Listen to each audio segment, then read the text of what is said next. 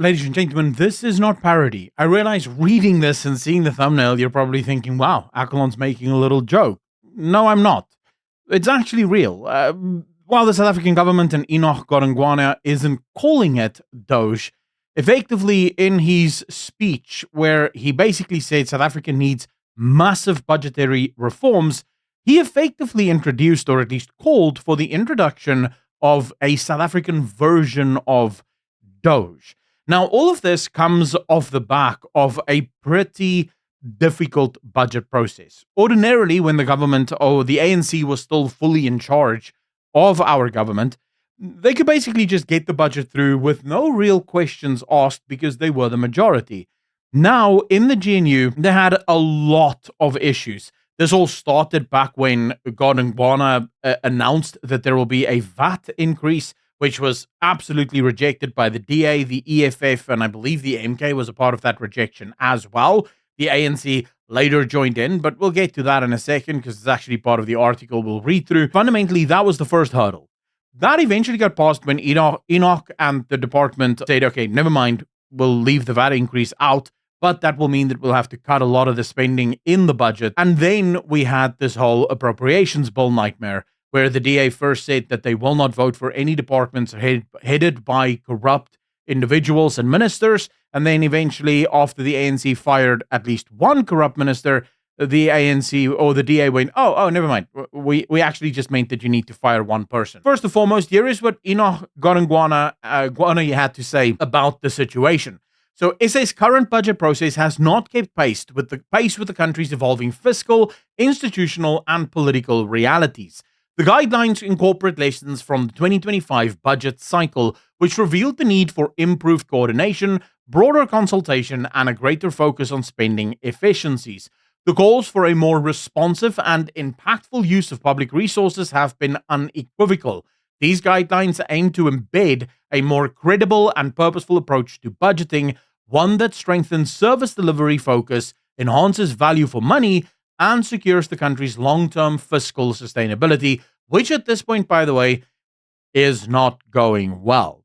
We are currently sitting at about 76% debt to GDP ratio. This ratio is unsustainable because we are at this moment paying 1.1 billion rand a day just in servicing the current debt, and the ANC continues to make new debts. We just literally yesterday took out a new loan from the BRICS Development Bank for 7 billion rand. This is for infrastructure spending. All of those loans come with interest payments that have to be made.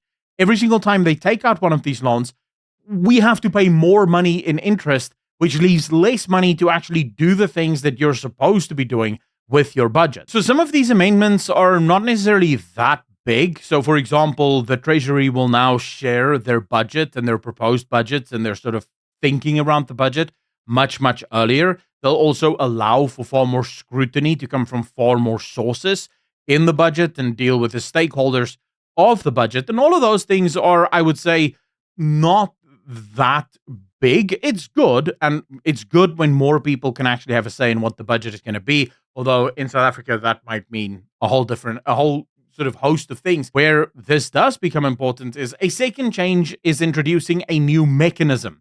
Targeted and Responsible Savings, or TARS, Doge, through which Treasury analysts and departments select a rank programs by order of importance. If approved by the cabinet, the least important programs will undergo spending reviews, if necessary, to start a phased de-implementation in the 2026-27 budget cycle. Smaller programs could be de-implemented immediately, and some programs might not require detailed spending review. Departments must also audit ghost workers and payroll irregularities annually. This is again part of the Doge initiative. The finding from the TARS process will be published in the medium-term budget policy statement each year. A third intervention that they're planning is to actually use the 220 previous detailed spending reviews that was already done and then just left on the desk to actually figure out whether or not a lot of the departments within government are just wasting money, spending money on stuff that they don't require. One of the things that was really interesting, though, is that while the departments will now have to look at all of their spending and figure out where to save money, those same departments will not be allowed to use those savings in order to do other things that might be far more important, where instead it will be Treasury that once again decides where that money should actually go, which is actually one of the fundamental problems within government. And we'll talk about that in 2 seconds. I just quickly want to show you how absolutely dishonest News 24 is, because anytime I can get the opportunity to crap on News 24, I like doing it. So just listen to this. However, the dispute over Nkabani was not the only political hurdle that tripped up the budget. Parties, including the ANC, vehemently rejected Finance Minister Enoch Godongwana's proposal in February to raise VAT. This is just, like, how do you print this, News 24? Explain this to me like I'm 5 years old. The ANC were the ones who pushed the VAT increase initially. Then they realized that it is very unpopular with the public, and only then did they start rejecting it and opposing it.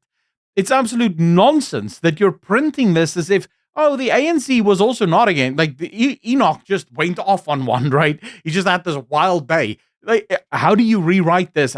How do you call yourself a journalist? But okay, so one of the key problems, right, when we talk about the budgets in South Africa is exactly this sort of fiscal framework that we have almost all over the world, where departments and governments are not incentivized to save money at all. Their incentivification is basically to spend all of the money that's given to them and then not achieve all of the goals that they set out for themselves. And the reason for that is that they can go back to Treasury the next year and say, oi, boys, we need more money because look at all these things that we couldn't do. Saving money actually gets punished in modern day economics because that department then gets less money the next year. So it's really bad to be efficient.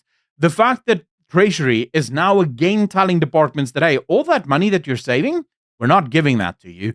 It comes back to us. Will once again just incentivize all of these departments to not actually save money because they're going to be losing the money that they desperately need.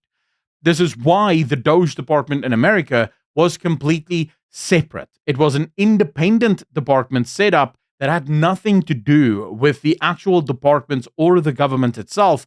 So it could look at these things unbiased and just say, this is waste, this isn't. This is just the government sort of going, well, we're going to try and police ourselves. Now, Godongwana does make it clear we need reforms. They have basically said there will be no more spending on any new project. They're going to be cutting away a lot of projects, or at least looking to cut away a lot of projects, and instead spend that money where they think they can ultimately get the best bang for their buck. Years where this just becomes a complete pipe dream, and why it will not work, and why I literally made Godongwana a clown in the thumbnail. Every single time you try to solve a problem, the solution that you implement to the problem and the veracity with which you pursue that solution will be underlined by your ideological framework.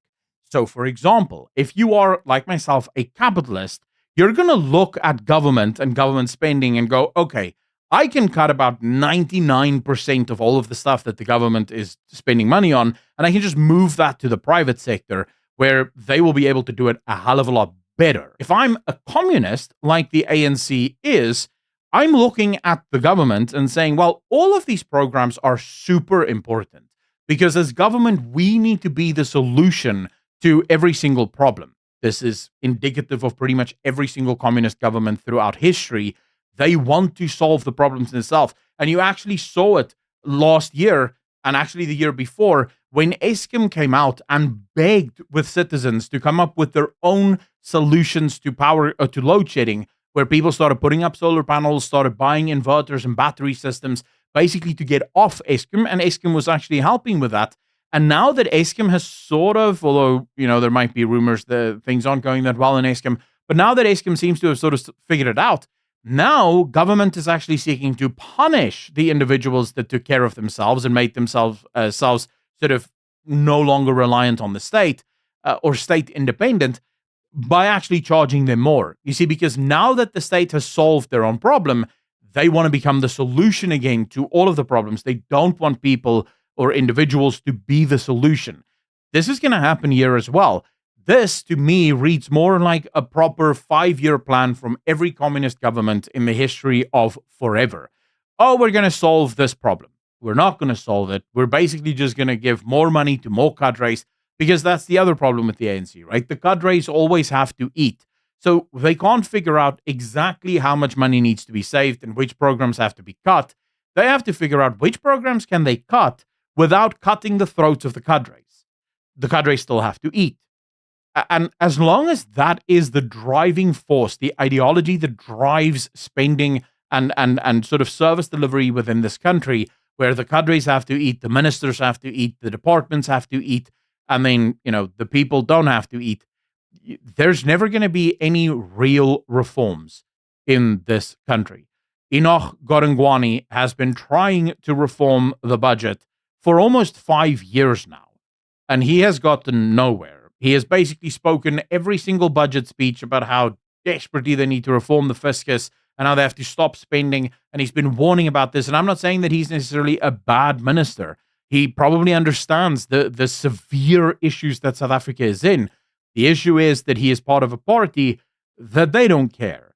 They think that they can somehow just ignore the problem and eventually the problem will go away. That's even if this passes through the cabinet, which I highly doubt, because I think there's a lot of ministers that will realize that their support will disappear if they suddenly start cutting funding. Anyways, let me know in the comment section down below. Are you excited for this? Do you actually think that this will amount to anything? I'd love to read your thoughts. As always, it does help out a ton. If you watched until now, you are a trooper. Please hit the like if you liked, the dislike if you didn't, because YouTube does reward engagement with videos. Then a massive shout out to all of the patrons and the members of this channel. To become a member, just click the join button below this video. Or if you want to be a patron and get ad-free viewing on all videos, the link to that is in the description down below. As always, I'll see all of you in the next one. Peace.